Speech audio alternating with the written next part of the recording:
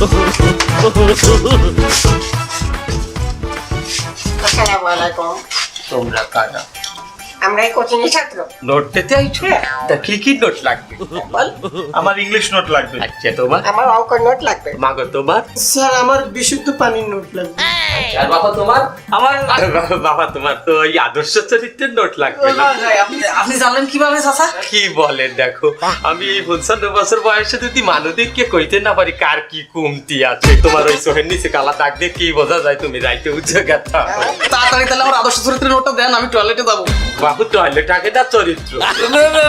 চরিত্র তার তুমি একটু অপেক্ষা করো। আচ্ছা ইংলিশ লাগবে কার? আমার। ইংলিশটা দেখো তো, ইংলিশ এই ক্লাসের এইটা এই হ্যাঁ এই বেটা এই সেম নোট আমার পাশের বাড়ি আমার বন্ধুরা আছে, তা আমি অর্ধেকটা নিয়ে ওই এলাকাতে কপি করে নেব।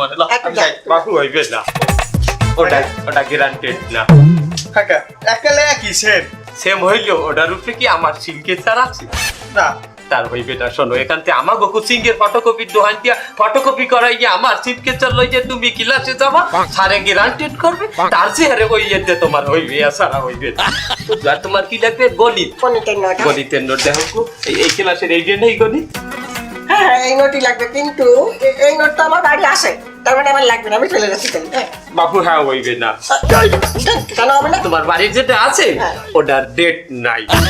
কি বলেন ডেট নেই? একই লেখা, একই অঙ্ক, একই সব। হলো লেহাই এক থাকলেও কাগজেরও তো একটা ডেট আছে না?